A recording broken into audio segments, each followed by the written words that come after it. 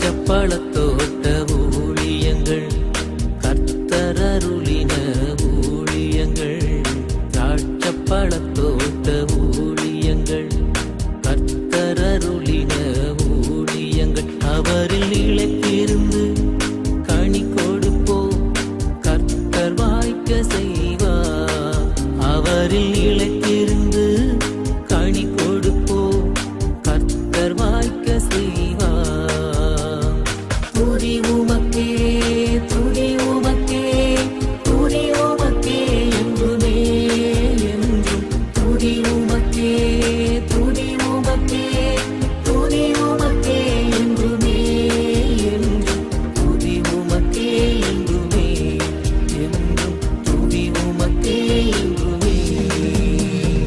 சிறியவனை பொழுதிலிருந்தும் எளியவனை குப்பையிலிருந்தும் எடுத்து உயர்த்தி ராஜாக்களோடும் பிரபுக்களோடும் வந்திருக்க செய்கிற அருமை ஆண்டவர் இயேசு கிறிஸ்துவின் இனிதான நாமத்தினாலே இந்த சத்தத்தை கேட்கின்ற அனைத்து தேவனுடைய பிள்ளைகளுக்கும் என்னுடைய அன்பான வாழ்த்துதல்கள். நீங்கள் கோடா கோடியை பெருகுவீர்களாக, உங்களுடைய பிள்ளைகள் கோடா கோடியை பெருகுவார்களாக என்று வாழ்த்துகின்றேன், ஆசீர்வதிக்கின்றேன். பிரித்துக்குரியவர்களே, கர்த்தருடைய கிருபை நம்மை ஒவ்வொரு நாளும் தாங்கி வருகிறது. ஒவ்வொரு நாளும் அவனுடைய கிருபைகள் புதிதாக இருக்கின்றன என்று சொல்லி நாம் பைபிளில் வாசிக்கிறோம். பிரித்துக்குரியவர்களே, அந்த கிருபை இல்லாமல் இந்த பூமியில் நம்மாலே வாழ முடியுமோ? வாழவே முடியாது. ஆண்டோடைய கிருபைகள் தான் நம்மை வாழ வைக்கின்றன. எத்தனை பொல்லாத உலகம், எத்தனை பொல்லாத மனிதர்கள், எத்தனை எதிர்பாராத பிரச்சனைகள், எத்தனை எதிர்பாராத நெருக்கடிகள் எல்லாம் நம்முடைய வாழ்க்கையில் வருகின்றன. இன்னொரு பக்கம் எப்பொழுது விழுவான், இவனுக்கு எப்பொழுது ஆபத்து வரும், இவன் எப்பொழுது தவறு செய்வான் என்று சொல்லி ஆவலாய் நாம் விழ வேண்டும் என்று எதிர்பார்த்திருக்கிற ஒரு கூட்டம். நாம் அவர்களுக்கு என்ன செய்தோம்? ஒன்றையும் செய்யவில்லை. ஆனாலும் நாம் விழ வேண்டும் என்று சொல்லி அவர்கள் காத்திருக்கிறார்கள்.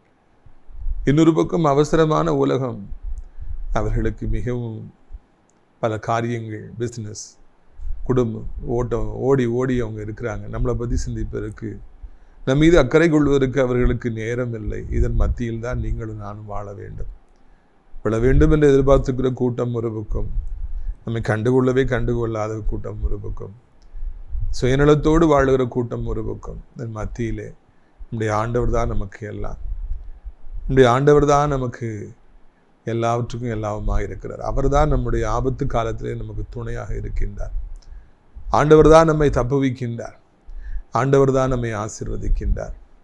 ஆண்டவர் தான் நாம் கடந்து செல்ல வேண்டிய இடங்களுக்கு நம்மோடு கூட வருகிறார். நமக்கு முன்பாக கடந்து போகின்றார், நம்மை ஆசீர்வதிக்கின்றார். 28 வருடங்கள் இப்படியாக கடந்து போய்விட்டது. ஆண்டவரை சொந்த இரட்சகராய் ஏற்றுக்கொண்டு அவருக்காக ஊழியம் செய்ய ஆரம்பித்து 28 வருடங்கள் போய்விட்டன. கண்ணை மூடி முடிப்பதற்குள்ளாக 28 நாட்கள் கடந்து போனது போல 28 வருடங்கள் ஓடிவிட்டன. இந்த 28 வருடமும் ஆண்டவர் என்னை அவருடைய தோளில் மேலே தூக்கி வைத்து ஒரு தகப்பன் தன் பிள்ளையை தூக்கி சுமப்பது போல சுமந்தார் என்று என்னால் உறுதியாக சொல்ல முடியும். நான் இருப்பதும் நிர்மூலமாகாமல் இருப்பதும் ஆண்டவருடைய சுத்த கிருபை. இத்தனை பேய்களை துரத்திய பின்பும், இத்தனை அசுத்தாவிகளுக்கு விரோதமாய் நின்று, மந்திரவாதங்களுக்கு, செய்வினைகளுக்கு விரோதமாய் நின்று உடைத்து போட்ட பிறகும் இந்த சிம்சோன் இன்றைக்கும் நிற்கிறான் என்றால் ஆண்டவருடைய கிருபை, ஆண்டவருடைய இரக்கம். வேறு என்ன சொல்ல முடியும்? பிரித்துக்குரியவர்களை, தொடர்ந்து ஆண்டவருக்காக ஓட வேண்டும், ஆண்டவருக்காக ஊழியம் செய்ய வேண்டும். வாழ்நாள் பரியந்தம் அவருக்காக ஏதாவது ஒன்றை செய்து கொண்டே இருக்க வேண்டும் என்பதுதான் ஆசை. ஏன் அப்படி செய்ய வேண்டும்? இதற்காக பணம் கிடைக்கும் என்பதற்காகவா? புகழ் கிடைக்கும் என்பதற்காகவா? இல்லவே இல்லை. என்னுடைய ஆண்டவர் எனக்காக தம்முடைய இன்னுயிரை சிலுவையிலே அவர் கொடுத்தார் அல்லவா? ஜீவனையும் ஆண்டவர் தந்தார் அல்லவா? ஒருவன் தன் சிநேகிதருக்காக தன் ஜீவனை கொடுக்கிற அன்பிலும் அதிகமான அன்பு ஒன்று இல்லை என்று சொன்ன ஆண்டவர் அப்படியே தன்னுடைய ஜீவனையும் சிலுவையிலே கொடுத்தார். அந்த அன்பிற்கு ஒருவேளை பாத்திரமாக நடந்து கொள்ள வேண்டும். அந்த அன்பிற்கு பதிலாக ஏதாவது செய்ய வேண்டும். நன்றி கடன் பட்டிருக்கிறேன், அதனால தான் இந்த ஊழியத்துக்கு வந்திருக்கிறேன். பிரியத்துக்குரியவர்களே, ஏசப்பாவுடைய சிலுவை பாடுகளை சிந்திக்கிற நாட்களிலே நான் இருக்கின்றோம். இந்த வாரம், அடுத்த வாரம் நமக்கு குட் ஃப்ரைடே காத்திருக்கிறது. இயேசு நமக்காக சிலுவையில் ஜீவனை விட்ட அந்த நாளை நாம் நினைவு கூறுகிற ஒரு காலம் வருகிறது. எனவே இந்த நாட்களில் தொடர்ந்து அந்த சிலுவையின் காரியங்கள், ஏசப்பாவுக்கு ஆயத்தப்பட்ட காரியங்களை உங்களிடத்தில் பேசும்படியாக நான் ஆசைப்படுகிறேன். முன்பதாக சில வார்த்தைகள். இது 3வது சனிக்கிழமையாக இருக்கின்றபடியினாலே நாளை தினத்தில் கர்த்தருக்கு சித்தமானால் நம்முடைய ஊழியத்தின் தலைமையிடமாய் காணப்படுகிற நாசரேத் தேவனுடைய மாளிகையில் வைத்து விடுதலை நாள் கூட்டங்கள் நடைபெறும். கணக்கற்ற ஜனங்கள் பங்கேற்று மாதந்தோறும் விடுதலை பெற்று வருகின்றார்கள், புது வாழ்வு பெற்று வருகிறார்கள். நீங்களும் ஏன் பெற்றுக்கொள்ளக்கூடாது? நீங்களும் ஏன் ஆசிரியத்திற்கு வரக்கூடாது? கூட்டம் முடிந்தது தனித்தனியாய் உங்களுக்காக ஜெபிக்கப்படும். அடியார் ஒரு புறம், இன்னொரு புறம் ஜெபஜாம்புவான் வரவேல் சேகர் ஐயா, இன்னொரு பக்கம் மண்ணூர் தீப்பொறியாக இருக்கின்ற வெள்ளை உள்ளங்கொண்ட ஜோசப் அண்ணன் அவர்கள் இன்னொரு பக்கம் என்று ஏராளமான தேவனுடைய பிள்ளைகளாகி நாங்கள் உங்களுக்காக ஜெபிக்க ஆயத்தமாக இருக்கிறோம். நீங்கள் வந்து பாருங்கள். கூட்டத்தில் இறுதியில் நிறைவாக உங்களுக்கு நல்ல சாப்பாடு யோவானன் விஞ்ஞானபுரம் யோவானன் தலைமையில் ஆயத்தப்படுத்தப்பட்டு கொடுக்கப்படும். எனவே நீங்கள் வந்து இந்த கூட்டங்களில் பங்கு பெற்று ஆசீர்வாதங்களை இலவசமாய் பெற்று செல்லும்படியாக அன்போடு அழைக்கிறோம். இதனுடைய லைவ் டெலிகாஸ்ட் நமது பெண்ணியல் டிவியில் காலை 10 மணி 10:15 ஆரம்பித்து முடிகிற வரைக்கும் நடைபெறும் என்பதை நான் அறிவித்துக் கொள்ள ஆசைப்படுகிறேன். அது மாத்திரமல்ல, நாளை மறுநாள், அதாவது சனி ஞாயிறு ஆகிய 2 நாட்களும் மாலை 7 மணிக்கு தூத்துக்குடி டீச்சர்ஸ் காலையில் உள்ள CSI சர்ச்சில் வைத்து லெந்து நாட்கள் சிறப்பு கன்வென்ஷன் கூட்டங்கள் நடைபெறுகிறது. அடியார் தேவனுடைய வார்த்தையை கொடுக்கின்றேன். தூத்துக்குடி மக்களை தினந்தோறும் நம்முடைய நிகழ்ச்சியில் பார்க்குறீங்க. உங்களை நேரில் சந்திப்பதற்கு ஒரு சந்தர்ப்பம் கிடைத்திருக்கிறது. வாருங்கள். கூட்டத்தின் இறுதியில் அங்கும் கூட உங்களுக்காக நான் ஜெபிக்க ஆயத்தமாக இருக்கிறேன் என்பதை அறிவித்துக் கொள்ளும்படியாக விரும்புகின்றேன். அடைக்கலான் குருவி எனப்பட்ட இந்த ஆவிக்குரிய முதியோர் இல்லத்தை தினந்தோறும் உங்கள் ஜெபத்தில் தாங்குங்கள். எப்படியாவது முதியவர்களுக்கு மிக சிறப்பான வசதிகளை செய்து கொடுக்க வேண்டும் என்பதே நம்முடைய மிகப்பெரிய அவா. ஒரு பக்கம் தினந்தோறும் அவர்களுக்கான ஜெபங்கள் தொடர்ச்சியாக நடைபெற்று கொண்டே இருக்கின்றன. ஜெபங்கள் தானே வேண்டும். அந்திம காலங்களிலே மக்கள் ஜெபத்தை தான் விரும்புகிறார்கள். 10 மணிலிருந்து 12 மணி வரைக்கும் டெய்லி ஜெபம். இன்னொரு பக்கம் அவர்களுக்கு சுவையான உணவை விதவிதமாக 3 வேளை நான் கொடுத்து வருகிறோம். அவருடைய வஸ்திரங்களை துவைத்து கொடுக்கின்றோம். அவர்களுக்கு காற்றோட்டமான வசதி, நல்ல பெரிய பெரிய ரூமும் ஆக்கியும் போய்க்கலாம். ஞாயிற்றுக்கிழமை உங்களை ஆராதனைக்கு நாம் அழைத்து கொண்டு செல்கிறோம் என்று பலவாறு நாம் அவர்களுக்கு எல்லா வசதிகளையும் செய்து கொடுக்கிறோம். ஒரு ஆவிக்குரிய முதியோர் இல்லத்தை உங்கள் பெற்றோர்களுக்காக நீங்கள் தேடுவீர்கள் என்றால் நிச்சயமாக அதன் ஆசிரியர் அடைக்கலான் குருவி ஆவிக்குரிய முதியோர் இல்லமாய்த்தான் அது நிச்சயமாக இருக்க முடியும் என்பதை நான் உறுதியாக சொல்லிக்கொள்ள ஆசைப்படுகிறேன். நீங்கள் அதை உடனடியாக பயன்படுத்தி கொள்ளுங்கள். 65 இடங்கள் தான் மொத்தம். நீங்கள் அதை பயன்படுத்தி கொள்ள வேண்டும் என்று அன்போடு கூட நான் அழைக்கின்றேன். உங்கள் வீடுகளிலே உங்களுடைய தாத்தா பாட்டி அம்மா அப்பா நினைவு நாட்கள் வரும் என்றால், இல்லாட்டில் பிள்ளைகளுடைய பிறந்த நாட்கள் வரும் என்றால் நீங்கள் தாராளமாக இங்கே தங்கியிருப்பவர்களுக்கு உணவை கொடுக்கலாம். உங்கள் குடும்பத்தின் சார்பாக அடைக்கலான் குருவி இல்லத்தை சுற்றி நாம் காம்பவுண்ட் வால் அமைக்க வேண்டும், வாசலில் ஆர்ச் அமைக்க வேண்டும், CCTV கேமரா ரொம்ப அவசரமாக தேவைப்படுகிறது, அதை அமைக்க வேண்டும்.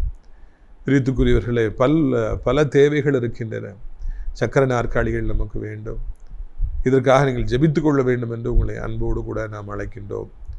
பூதப்பாண்டியிலிருந்து இயேசுமணி அம்மா அவர்கள் இந்த நாட்களிலே நம்முடைய ஊழியத்திற்காக அவர்கள் குடும்பத்தின் சார்பாக ஒரு கட்டளை வாங்கி கொடுத்திருக்கிறார்கள்.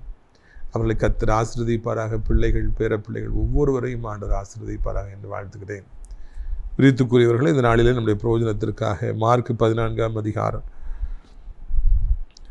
32ஆம் வசனம் முதல், பின்பு கெத்செமனே எனப்பட்ட இடத்துக்கு வந்தார்கள். அப்பொழுது அவர் தம்முடைய சீசர்களை நோக்கி, நான் ஜெபம் பண்ணும் அளவும் இங்கே உட்கார்ந்திருங்கள் என்று சொல்லி பேதுருவையும் யாக்கோபையும் யோவானையும் தம்முடைய கூட்டிக் கொண்டு போய் திகிலடையவும் மிகவும் வியாகுலப்படவும் தொடங்கினார். அப்பொழுது அவர், என் ஆத்துமா மரணத்துக்கு ஏதுவான துக்கம் கொண்டிருக்கிறது, நீங்கள் இங்கே தங்கி விழித்திருங்கள் என்று சொல்லி தான் சற்று அப்புற போய் தரையிலே விழுந்து அந்த வேலை தம்மை விட்டு நீங்கி போகக்கூடுமானால் அது நீங்க வேண்டும் என்று வேண்டிக் கொண்டு, அப்பா பிதாவே, எல்லாம் உம்மாலே கூடும், இந்த பாத்திரத்தை என்னிடத்தில் எடுத்து போடும், ஆகிலும் என் சித்தத்தின்படி அல்ல உம்முடைய சித்தத்தின்படி ஆக்கிடுவது என்றார். பிரியத்துக்குரியவர்கள், இந்த நாளிலும் கூட மிக முக்கியமான ஒரு பகுதியை நான் காண இருக்கின்றோம். ஏசப்பா கல்வாரி சிலுவைக்கு அவங்க ஆயத்தப்படுறாங்க. ஜெபத்தில் போயிருக்கணும்னு ஒரு இடத்தை தெரிஞ்சுக்கிறாங்க. அந்த இடத்தின் பெயர் தான் கெத்செமனே. ஒரு தோட்டம், நிறைய மரங்களாக புல்வெளி தரைகளாக இருக்கிற இடம், பெஸ்ட் பிளேஸ், லோன்லி பிளேஸ், ஊருக்கு வெளியே இருக்குது. அங்கே போய் தனியாக போய் ஜெபம் பண்ணால் அது நல்லா இருக்குங்கிறத ஏசப்பா ஏற்கனவே கண்டுபிடித்து பல முறை தன்னுடைய சீடர்களை அழைத்து கொண்டு போய் அந்த இடத்தை அவர்களுக்கு அறிமுகப்படுத்தி அங்கே அவர்களெல்லாம் சேர்ந்து ஜெபிச்சிருக்கிறாங்க. அவள் அடிக்கடி ஜெபிப்பதற்காக போகின்ற இடமாக அந்த கெத்செமனே இருந்தது. நம்ம வீட்டில் கெத்செமனே எங்கே இருக்குது? எந்த ரூம் நமக்கு கெத்செமனையாக இருக்கிறது? நம்முடைய பிள்ளைகளை எல்லாம் நம்ம அழைத்து கொண்டு கடற்கரைக்கு சென்று ஜெபிக்கின்றவர்கள் அதுதான் ஜெபிக்கணும்ப்பா. இல்லை நமக்கு தோட்டம் இருக்குது, தோட்டத்தில் போய் நம்ம மாதத்துக்கு ஒரு முறை இல்லை பௌர்ணமி அன்றைக்கு இல்லைன்னா அமாவாசை அன்றைக்கு இல்லைன்னா ஞாயிற்றுக்கிழமை அன்றைக்கு வாங்க, இதான் ஜெபிக்க போகின்ற இடம். நம்மெல்லாம் சேர்ந்து இந்த இடத்துல ஜெபிக்கணும்னு சொல்லி உங்கள் வீட்டுக்கு ஒரு கெத்செமனையை நீங்கள் கண்டுபிடித்து நீங்கள் வைத்திருக்கிறீர்களா என்று நான் கேட்கும்படியாக விரும்புகின்றேன். இந்த ஹோட்டல் தான் பெஸ்ட்டு ஹோட்டல் நான்வெஜ்ஜுக்கு. இந்த ஹோட்டல் வெஜிடேரியனுக்கு மிக சிறப்பான ஹோட்டல். அந்த இடம் போனீங்கன்னா அந்த பண்டை வாங்குறதுக்கு ஸ்வீட் வாங்குறதுக்கு இது சரியான இடம்னு சொல்லி நம்முடைய பிள்ளைகளுக்கு என்டர்டெயின்மெண்ட்டு ஹோட்டல் தான் நம்ம பெஸ்ட்டு பிளேஸ்ன்னு சொல்லி காமிச்சு இன்ட்ரடியூஸ் பண்ணி அவங்கள அந்த இடங்களுக்கு தான் அநேக நேரங்களை நம்ம கூப்பிட்டு போய் இப்போ அறிமுகப்படுத்தி பழக்குகின்றோம். நல்லது, நம்முடைய சம்பாத்தியங்கள் தானே எல்லாம் நம்முடைய பிள்ளைகளுக்கு தானே.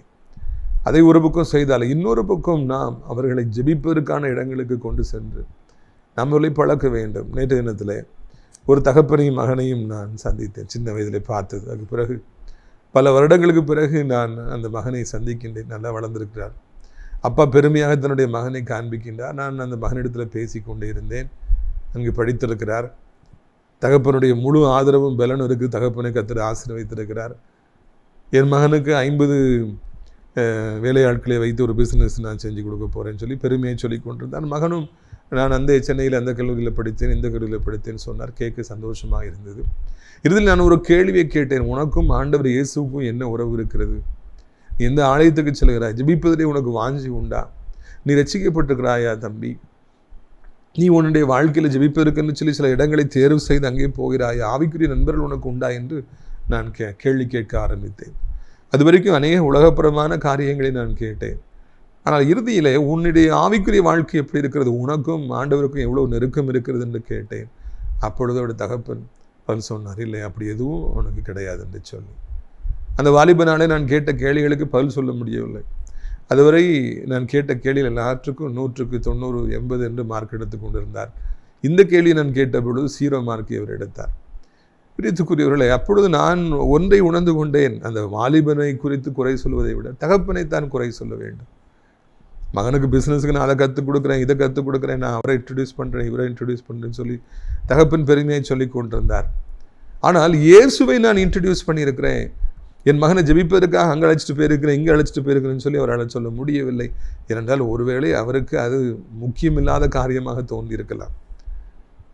ஆனால் அதுதான் முக்கியம். இதெல்லாம் விட இந்த பிஸ்னஸ்ஸு, இந்த வேலைக்காரங்க, இந்த டெக்னிக்கு, இந்த உலகத்தில் பெருசாக இருக்கிறவங்களை இன்ட்ரடியூஸ் பண்ணுறது, பிஸ்னஸில் எப்படி ஏமாத்துறது, எப்படி ஏமாற்றப்படாமல் இருப்பது, இதெல்லாம் கற்றுக் கொடுப்பதை விட மகனை நீ முழங்காலே ஊன்று ஜெபி, மகனை இதான் ஜெபிக்கிறதுக்கு நீ ஒரு இடத்த வச்சுக்க, வீட்டில் ஒரு இடத்த வச்சுக்க, ஞாயிற்றுக்கிழமை சர்ச்சுக்கு போங்க, போய் பாஸ்டருக்கு செருப்பாக இரு, ஊழியக்காரர்களை கனம் பண்ணு, ஊழியக்காரர்கள்ட்ட ஒரு ஐக்கியத்தை வச்சுக்க, அப்படி என்று கற்றுக் கொடுக்கவே இல்லை. இயேசு தன்னுடைய சீடர்களுக்கு அவர் பிள்ளைகளைப் போல அந்த சீசர்களை வச்சிருந்தார். ஜெபிப்பதற்கான ஒரு இடத்துக்கு அவர்களை அழைத்து கொண்டு போவதை வாடிக்கையாக வைத்திருந்தார். கெத்செமனேக்கு வாங்க, ஜெபம் பண்ணுவோம். அதனால தான் யூதாஸ் காரியத்தை அறிந்திருந்தான், இந்த இடத்துல தான் போய் ஜெபம் பண்ணுவாங்கன்னு சொல்லிட்டு. நம்முடைய வாழ்க்கையிலும் கூட நம்முடைய பிள்ளைகளை ஜெபிப்பதற்கான ஒரு இடத்துக்கு கொண்டு போகணும். அழகான இடம் கெத்செமனே, நிறைய மரங்கள், நிறைய பூக்கள், நிறைய செடிகள், கொடிகள். அங்கே போய் எசப்பா ஜெபிச்சாங்க. ஜெபிக்கிற இடம் எப்போவுமே அழகானதுங்க, அழகான இடம் தாங்க. அது எவ்வளவு மோசமான இடமா இருந்தாலும், ஃபேன் இல்லாமல் இருந்தாலும், டஞ்சன் மாதிரி இருந்தாலும், டாய்லெட்டில் போய் நீங்கள் ஜெபிச்சாலும், நீங்கள் ஜெபிக்க ஆரம்பிச்சிட்டிங்கன்னா அந்த இடம் அழகான இடம் தான், அதில் மாற்றுக்கிறதே கிடையாது. அங்கே போய் ஜெபிக்கிறார். ஜெபிக்கும் பொழுது அவருடைய ஆத்மா வியாகுலப்படுகிறது, திகில் அடைந்தார், பயம் அடைந்தார் என்று நான் காண்கின்றோம். இதுவரைக்கும் நம்முடைய ஆண்டவர் திகில் அடைந்ததாக, அவர் வியாகுலப்பட்டதாக, அதாவது பயப்பட்டதாக அப்படிலாம் நம்ம பார்க்கவே முடியல. என் ஆத்மா திகில் அடைந்திருக்கிறது, என் ஆத்மா மரணத்துக்கு ஏதுவான துக்கம் கொண்டிருக்கிறது என்று சொல்லி அவர் அங்கே மரண பயத்தினாலே பிடிக்கப்பட்டார். அந்த இடத்துல ஆண்டவர் கலங்குகின்றார், எனக்காக ஜெபியுங்கள் என்று சொல்லி சீடர்களிடத்திலே அவர் கேட்கின்றார். இதுவரைக்கும் ஒரு காலமும் அவர் அப்படி கேட்டதில்லை. இப்பொழுது இந்த சீடர்கள் எனக்காக ஜெபியுங்க, ஆத்மா மரணத்துக்கு ஏதுவான துக்கம் கொண்டிருக்கிறது, எனக்கு பயமாக இருக்கிறது என்று சொல்லி அவருக்கு முன்பு ஏசப்பா அவ்வளோ பெரிய ராஜாதி ராஜா பயந்து நடுங்கி அவர்களுக்கு முன்பு வியாகுலப்பட்டார் என்று காண்கிறோம். இதுவரைக்கும் இயேசுவை ஒரு ராஜாவாய் பார்த்தவர்கள், ஒரு ஹீரோவாய் பார்த்தவர்கள் அவர்கள் திகைத்து போகிறார்கள். ஆண்டவர் பயப்படுகிறார், ஆண்டவர் நடுங்குகின்றார். நான் சிலுவைக்கு போக வேண்டுமே, இவ்வளவு பெரிதான அந்த பாரத்தை தூக்கி சுமக்க வேண்டுமே, என்னை அடிப்பார்களே, இந்த உலகத்தின் மொத்த பாவத்தையும் சாபத்தையும் தனிநபராய் நான் தூக்கி சுமக்க வேண்டுமே என்று ஆண்டவர் பதறுகின்றார். ஐயோ, அது கொடூரமானதே, என் கைகள் கால்களில் ஆணி அடிப்பார்களே, எப்படி தாங்குவே என்று சொல்லி ஆண்டவர் வியாகுலப்பட்டாராம், பயந்தாராம். எனக்காக ஜெபியுங்கள் என்று சொல்லி முதலாக தன்னுடைய சீடர்களிடத்தில் என்ன சொல்கிறார் என்றே புரிந்து கொள்ளக்கூட முடியாத அளவுக்கு பலனில்லாத அந்த சீடர்கிட்ட போய் எனக்காக ஜெபியுங்கள் சொல்லி தனிமையில போய் அவர் பயங்கர சத்தத்தோடு கூட ஜெபித்தாரா. இந்த பூமியில பிறக்கின்ற அத்தனை பேர்களும் ஒரு சமயம் வருகின்ற பொழுது மரண பயத்தினாலே பிடிக்கப்படுவார்கள். இந்த பூமியை விட்டு நான் கடந்து போகிறேனே, ஐயோ எனக்கு மரணம் வரப்போகிறது, ஐயோ எல்லாரையும் நான் விட்டு போக போகிறேன், என் பிள்ளையை விட்டு போக போகிறேன், யார் கவனிப்பார்கள், என்னுடைய பேரப்பிள்ளைகளை விட்டு போக போகிறேனே, என் கடமைகளெல்லாம் விட்டு போக போகிறேனே என்று எத்தனையோ பேர்கள் மரண பயத்தினாலே பிடிக்கப்பட்டிருக்கிறாங்க. எல்லாரும் பிடிக்கப்படுவாங்க. இந்த பூமியை விட்டு கடந்து போகிற அந்த நேரம் மிக பயங்கரமான ஒரு நேரமாய் எல்லாரும் உணர்வாங்க. மரண பயம் எல்லோரையும் கலங்க வைக்கும். அதனால தான் ஏசப்பா அந்த பாதையில் நானே கடந்து போகட்டும் என்று சொல்லி நமக்காக கடந்து போனார்.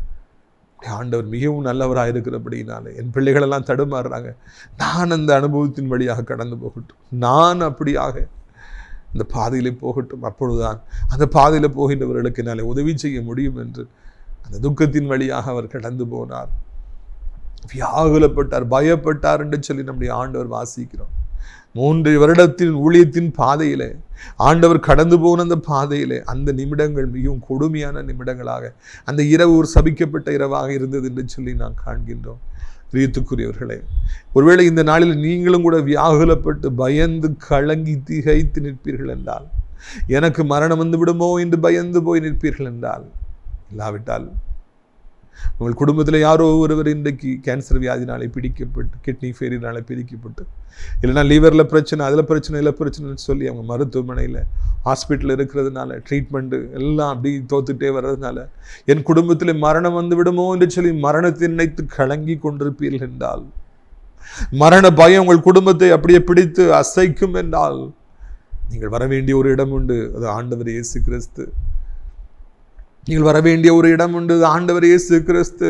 அந்த ஆண்டவர் அண்டை நீங்கள் வந்து, ஆண்டவரே நான் பயப்படுகிறேன், என் பிள்ளைக்கு மரணம் வந்து விடுமோ, என் கணவருக்கு மரணம் வந்து விடுமோ, என் மனைவிக்கு மரணம் வந்து விடுமோ, என் தாய்க்கு மரணம் வந்து விடுமோ, என் தகப்பனுக்கு மரணம் வந்து விடுமோ என்று நான் பயப்படுகிறேன் ஐயா, எனக்கு பயமாக இருக்கிறது ஐயா, எனக்கு திகிலாக இருக்கிறது, எனக்கு உதவி செய்யுங்கள்னு சொல்லி கேட்டு பாருங்க. அப்பொழுது ஆண்டவர் உங்களுக்கு உதவி செய்ய வல்லவராக இருக்கிறார். ஏனென்றால் அந்த பாதையில் அவர் ஏற்கனவே நடந்து போனவர். உங்கள் குடும்பத்தில் யாரோ ஒருவருக்கு மரணம் வந்துவிடும் என்று சொல்லி பயந்து கொண்டிருக்கின்றீர்கள், உங்களுக்கு மரணம் வந்து விடுமோ என்று பயந்து கொண்டிருக்கிறீர்கள் அல்லவா, இயேசுவண்டை வாருங்கள், இடத்துல சொல்லுங்கள், அவராலே உங்களுக்கு உதவி செய்ய முடியும். பிள்ளைகள் போதை அடிமைத்தனத்தில் பைக்கு வேகமாக ஓட்டுறதுனால மரணம் வந்துடுமோன்னு கலங்கிட்டு இருக்கீங்களா, ஏசப்பாட்ட சொல்லுங்க, உங்கள் பயத்தை சொல்லுங்க. அவர் அந்த பயங்களிலிருந்து உங்களை விடுவிப்பதற்கு அவர் போதுமானவராக இருக்கிறார். அவராலே உங்களுக்கு உதவி செய்ய முடியும் என்பதை நான் உங்களுக்கு அறிவிக்கும்படியாக விரும்புகிறேன். அவங்கள்ட்ட சொல்கிறார், சீசர்கிட்ட சொல்கிறார், அவர் தனியாக போய், இதாவே இந்த பாத்திரம் என்னை விட்டு நீங்கன்னா அது நீங்கட்டும்பா. If you are willing that this cup be taken away from me, let it be done. Even then it is not my will, it is your will. என் சித்தம் அல்ல, உம்முடைய சித்தமானால் இந்த பாத்திரம் என்னை விட்டு நீங்கட்டும் என்று சொல்லி பிதாவிடத்தில் போய், அது துன்பம் எனக்கு வேண்டாம் என்று சொல்லி அவர் 2 விசை அவர் ஜெபித்தார் என்று காண்கிறோம். சிலுவை எனக்கு வேண்டாம், இந்த பாடு எனக்கு வேண்டாம், இந்த அவமானம் எனக்கு வேண்டாம் என்று சொல்லி இயேசு அதிலிருந்து வேண்டாம் என்று சொல்லி வெளியே வருவதற்காக 2 விசை பிதாவிடத்தில் இவர் ஜெபித்தார் என்று காண்கிறோம். ஆனால் அந்த 2 விசையும் பிதாவிடத்திலிருந்து அவருக்கு பதில் வரவில்லை. ஏனென்றால் அவர் இந்த பூமிக்கு வந்ததே அந்த சிலுவையிலே அவர் மரித்து ரத்தம் சிந்தி மனுக்குலத்து மக்களாகி நம்மை மீட்க வேண்டும் என்பதற்காய்த்தானே. எனவே பிதாவிடத்திலிருந்து அவருக்கு எந்த ஒத்தாசையும் வரவில்லை. பாருங்கள், அடுத்தாப்புல நான் வாசிக்க விரும்புகிறேன். 37 மார்க் 14:37. பின்பு அவர் வந்து அவள் நித்திரை பண்ணுகிறதை கண்டு பேதுருவை நோக்கி, சீமோனே, நித்திரை பண்ணுகிறாயா? 1 மணி நேரமாவது நீ விழித்திருக்க கூடாதா? நீங்கள் சோதனைக்கு உட்படாதபடிக்கு விழித்திருந்து ஜெபம் பண்ணுங்கள். ஆவி உற்சாகம் உள்ளதுதான், மாம்சமோ பலவீனம் உள்ளது என்றார். பார்த்தீங்களா? அங்கே ஒரு நல்ல ஜோம்ன்றார். ஒரு தடவை நல்லா ஜோம்ன்றாரு. பிதாவே இந்த பாத்திரம் விட்டு நீங்கட்டும்பான்னு கேட்குறாரு. அப்புறம் நான் ஜோம்னு சொன்னேனே, இந்த சீடர்கள் 3 வருஷமாக அவங்கள கண்மணி போல காத்துட்டு வரேனே, அவளுக்கு அரவணைச்சி தாய்ப்பறவை மாதிரி அரவணைச்சி பாதுகாத்துட்டு வரேனே, எனக்காக அவங்க ஜோம்ன்றாங்களான்னு சொல்லி ஆர்வமாக எதிர்பார்க்குறாரு. முதல் விசையாக for the first time Jesus wanted their prayer in his life. ஆண்டவருடைய ஆசீர்வாதம் தனக்கு வேண்டும் என்று சொல்லி, ஆண்டவர் அவருடைய ஜெபம் தனக்கு வேண்டும் என்று சொல்லி அந்த நேரத்தில் அவரிடத்தில் போய் எதிர்பார்த்து போய் பார்க்கின்றார். எனக்காக ஜெபிக்கிறார்களா என்று சொல்லி. அந்தோ ஜெபிக்க வேண்டி அவர்கள் ஜெபிக்காதபடிக்கு அவர்கள் தூங்கிக் கொண்டிருந்தார்கள் என்று சொல்லி காண்கின்றோம். தூங்கிக் கொண்டிருந்தார்கள் என்று சொல்லி காண்கின்றோம். பிரியத்துக்குரியவர்களே, தூங்கிக் கொண்டிருந்தார்கள்.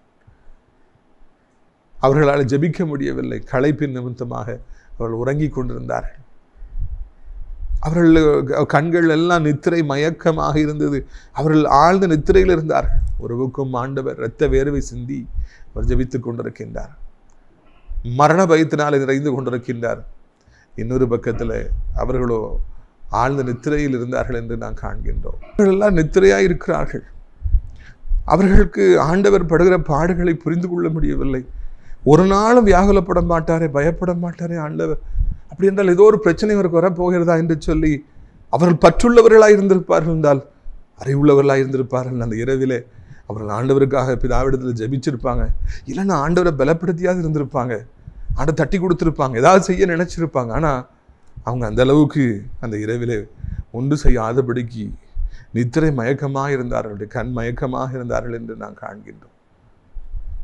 எப்பொழுது ஆண்டவர் அவன்கிட்ட போயிட்டு ஜெபத்தை கேட்டாரோ அப்போ அவங்க தூங்கிட்டாங்க என்று சொல்லி காண்கிறோம். வேதனைப்பட்டார். 1 மணி நேரமாவது பேதுருவே நீ ஜெபிக்க கூடாதா? ஒரு 1 hour எனக்கா நீ ஜோம்ன கூடாதா? ஆண்டவர் கெஞ்சி கேட்குறாரு, ஏன்பா நீ இப்படி தூங்குற அப்படின்னு சொல்லி 2 விசை கேட்குறாரு. 2 விசையும் மறுபடியும் அவங்க தூங்குறாங்க. ஜோம்ன்றேன்னு சொல்லியிருப்பாங்க. ஜோம்னு சொல்லிட்டு மறுபடியும் அவர்கள் தூங்க ஆரம்பித்தார்கள் என்று சொல்லி நான் காண்கின்றோம். பிரியத்துக்குரியவர்கள், இந்த நாளிலே ஒரு பெரிய வேதனையான கசப்பான அனுபவத்தின் வழியாக நம்முடைய ஆண்டவர் கடந்து போனார். நமக்காகத்தான் கடந்து போனார். முதலாவது மரண பயம் என்கிற அந்த பாதையின் வழியாக ஆண்டவர் கடந்து போனார். 2வதாக அவர் ஜெபத்தை எதிர்பார்க்கின்றார், அன்பை எதிர்பார்க்கின்றார், அரவணைப்பை எதிர்பார்க்கின்றார், மனுஷர்களை தேடி போகின்றார். அங்கே அவருக்கு ஒரு பெரிய தோல்வி வந்தது. அவர்கள் தூங்கிவிட்டார்கள். 1 மணி நேரமாவது எனக்காக ஜெபிக்க கூடாதா என்று கேட்கிறார். அங்கே ஒரு பிரயோஜனமும் இல்லாமல் இருந்தது என்று காண்கிறோம். பிரியத்துக்குரியவர்களே, இந்த உலகத்திலே நாம் வாழுகிற காலங்களிலே அநேக சமயங்களிலே மனிதர்களை தேடி ஓடுகின்றோம், மனிதர்களுடைய அன்பை தேடி ஓடுகின்றோம், மனிதர்களுடைய பாசத்தை தேடி ஓடுகின்றோம். நம்முடைய உள்ளம் இந்த உலகத்தில் வாழுகிற காலமெல்லாம் மனிதர்களுடைய அன்பை தேடி அது ஓடுகின்றது. இவர்கள் ஜெபிப்பார்களா, அவர்கள் ஜெபிப்பார்களா? இவர்கள் எனக்காக ஜெபிப்பார்களா, அவர்கள் எனக்காக ஜெபிப்பார்களா? இவர்களின் ஆபத்து நேரத்தில் என்னோடு கூட இருப்பார்களா? எனக்கு வியாதி வந்திருக்கிறது, என்னை கவனிப்பார்களா? என்னை ஹாஸ்பிட்டலில் கூட இருந்து கவனிப்பாங்களா? அநேக நேரங்கள் நம்ம எதிர்பார்க்கிறோம். தோல்வியே வருகிறது. தோல்வி வருகிற பொழுது நம்முடைய உள்ளம் துவண்டு போகின்றது. ஐயோ, நான் எதிர்பார்த்தேனே, இவருடைய அன்பை நான் எதிர்பார்த்தேனே, என் பிள்ளை எவ்வளோ கஷ்டப்பட்டு வளர்த்தேன், என்னை கவனிப்பான்னு நினைச்சேனே, ஐயோ என்னை கவனிக்கவே மாட்டேங்கிறானே. உள்ளம் துடிக்கின்றது. அநேகர் பிள்ளைகளை தூக்கி வளர்த்து எவ்வளவோ தியாகம் செய்து வளர்க்குறாங்க.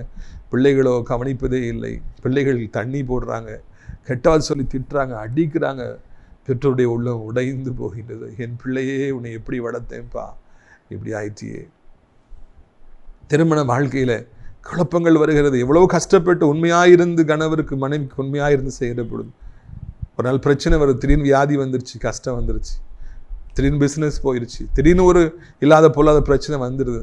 இப்போ உடன் இருக்க வேண்டிய அந்த வாழ்க்கை துணை அந்த நேரத்தில் ஒதுங்கி கொள்ளும் என்றால் குற்றம் சுமத்தும். யோபுவுடைய மனைவி போல குற்றம் சுமத்தும் என்றால் உள்ளம் உடைந்து போகிறது. ஐயோ, நான் எவ்வளவு நான் செய்தேன், எவ்வளவு நான் தூக்கி சுமந்து, இப்பொழுதோ எனக்கு பிரச்சனை வந்திருக்கிற பொழுது ஒன்றும் அவர்கள் சொல்வதில்லையே என்று மனம் சோர்ந்து போகிறது.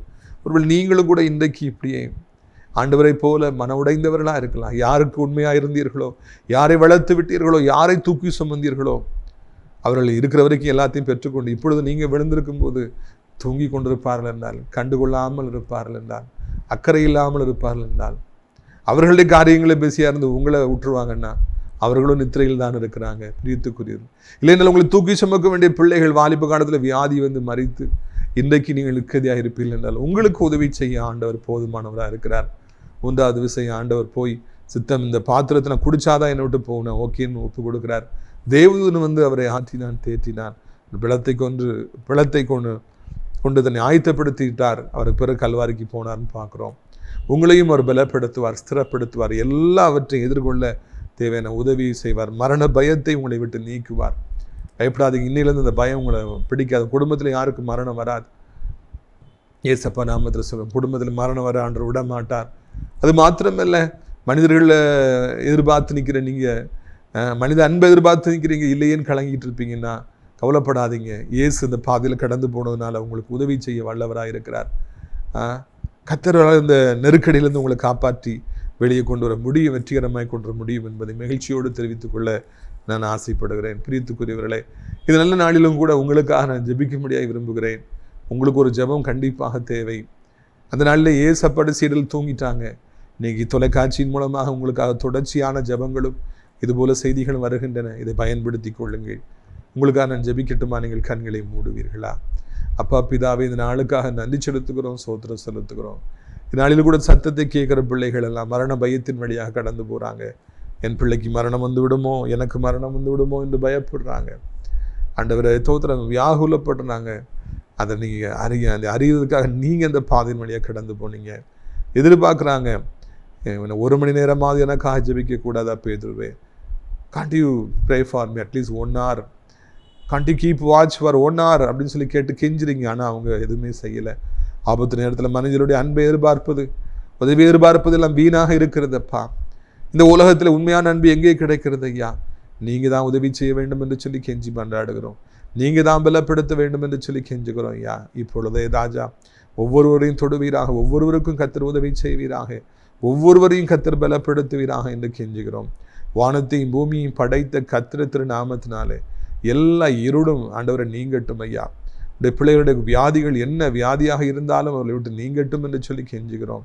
இயேசுவின் நாமத்தில் என்ன வியாதி இருந்தாலும், என்ன மரண வியாதி இருந்தாலும், இந்த கட்டுகள் இருந்தாலும், மரண கட்டுகள் இருந்தாலும் முறிக்கப்பட்டு இந்த பிள்ளைகள் இந்த பூமியில் சுகமாய் வாழ உதவி செய்யுங்க. வேலை இல்லாத பிள்ளைகள், பிஸ்னஸ் இல்லாத பிள்ளைகள், பிஸ்னஸ் இழந்து போனவங்க, வேலை இழந்து போனவங்க, வேலை பார்க்குற இடத்துல ரொம்ப ப்ரெஷரு, நான் நோட்டீஸ் கொடுத்துட்டேன், என்ன பண்ணுன்னு சொல்லி தெரியல, 5 வருஷம் ஆச்சு கவர்மெண்ட் ஜாப் கிடைக்கல, எத்தனையோ எக்ஸாம் எழுதி பார்த்துட்டேன், விசா கிடைக்கல, பல விதங்களில் வருமானம் இல்லாமல் பிள்ளைகள் வருத்தப்படுறாங்க ஐயா. தெய்வமே, காசு இல்லாமல் வருமானம் இல்லாமல் யாராலும் இந்த பூமியில் வாழ முடியும்? எல்லாவற்றுக்கும் பணம் உதவும் என்று ஞானி எழுதியிருக்கிறாரே ராஜா. பணம் தேவை. இந்த பிள்ளைகளை பாத்திரங்கள் நிரப்புங்க. அதை செய்ய உம்மால் தான் கூடும் அப்பா. பஞ்ச காலத்தில் எலியாவையும் ஏழை விதவையும் போஷித்து தெய்வம் இன்றைக்கும் உயிரோடு இருக்கிறீங்க. நன்றி அப்பா. அதிசயங்களை காணப்படுங்க. பிள்ளைகளால் நிம்மதி இழந்து, திருமணத்தால் நிம்மதி இழந்து, வேலையினால் நிம்மதி இழந்து இருக்கிற பிள்ளைகள் ஒவ்வொருவருக்கும் உதவி செய்யுங்க. தேவையில்லை பிரச்சனை, தேவையற்ற பிரச்சனை, பக்கத்து வீட்டுக்காரங்க கொடுக்குறாங்க, நான் வாங்கி போட்ட இடத்துல பிரச்சனை, என் பணத்தை ஏமாற்றிட்டாங்க, எனக்கு என்ன பண்ணுன்னு தெரியல, ஆனால் என் மேலே கேஸ் போட்டிருக்காங்க என்று சொல்லி பல விதங்களில் கோர்ட்டு மேலே படியேறி இறங்கிட்டு இருக்கிற ஒவ்வொருவருக்கும் உதவி செய்யுங்க. பெரியவர்கள் கீழே விழுந்து விடாதபடி 2 கைகளால் ஏந்தி கொள்ளுங்க அப்பா. நீங்கள் தான் அவர்களை தாங்கி கொள்ளணும். வாலிபத்தின் பாவங்களை சிக்கி முன்ன பொண்ணு தெரியாதுன்ற பழகி பெற்ற தாய் தகப்பன் வேண்டாம், நான் வீட்டை விட்டு ஓடி போயிடுவேன்னு சொல்கிற பிள்ளைங்க, கொலையுண்ணப்பட்டு விடாதபடி அவர்களை எப்படியாவது சந்திக்க வேண்டும் என்று கெஞ்சுகிறோம். பைக்கு தான், செல்ஃபோன் தான் சொல்லி சண்டை போடுற பிள்ளைங்க, ஆண்டவர் கெட்ட நண்பர்களோடு இருக்கிற பிள்ளைங்க, போதைக்கு அடிமையாக இருக்கிற பிள்ளைங்க, பைக்கில் வேகமாக போய் மொட்டி அப்பாவிகளை கொன்று தானும் கொலையுண்ணப்பட்டிருக்கிற வாலிபர்கள், அவளை சந்திங்கப்பா, ரசிங்கப்பா. என் ஆண்டவர் அவருடைய வாழ்க்கையில் மாற்றங்களை கொண்டு வாருங்க, மனம் திரும்ப வைங்க. அப்படி உலகம் முழுவதும் இருக்கிற அத்தனை நாடுகளையும் ஆசீர்வதிங்க. அமைதி சமாதானம் வேணும், ரத்தம் சிந்தப்பட வேண்டாம். இந்திய தாய் திருநாட்டுக்கு, தமிழ்நாட்டுக்கு ஜெபிக்கிறோம். பல மதத்தவர்கள், மொழி பேசுகிறவர்கள் உண்டு. ஒவ்வொருவரையும் கர்த்தர் ஆசீர்வதிங்க இயேசுவின் நாமத்தினால. இன்றைக்கு இப்பொழுது ராஜா ஆண்டவரே, அனைத்து விசுவாச பிள்ளைகள், அனைத்து ஆலயங்கள், திருச்சபைகள், பாஸ்டர்ஸ், ஊழியக்காரங்க எல்லாரையும் ஆசீர்வதிங்க. ஆசிரியர் ராஜ்யபுரத்தோட்ட ஊழியர்களை நேசிக்கிற, நாள்தோறும் நம்முடைய நிகழ்ச்சிகளை பார்க்கிற, அநேருக்கு அறிமுகப்படுத்துகிற, ஜபத்தினாலே காணிக்கையில் தாங்குகிற நல்ல உள்ளங்கள் ஒவ்வொருவரையும் கர்த்தர் ஆசீர்வதிங்க. தேவக்கரம் தாங்கட்டும், பெரிய காரியங்களை செய்யட்டும், மகிமைப்படும். இயேசுவின் மூலமே ஜெபிக்கின்றோம் எங்கள் நல்ல பிதாவே.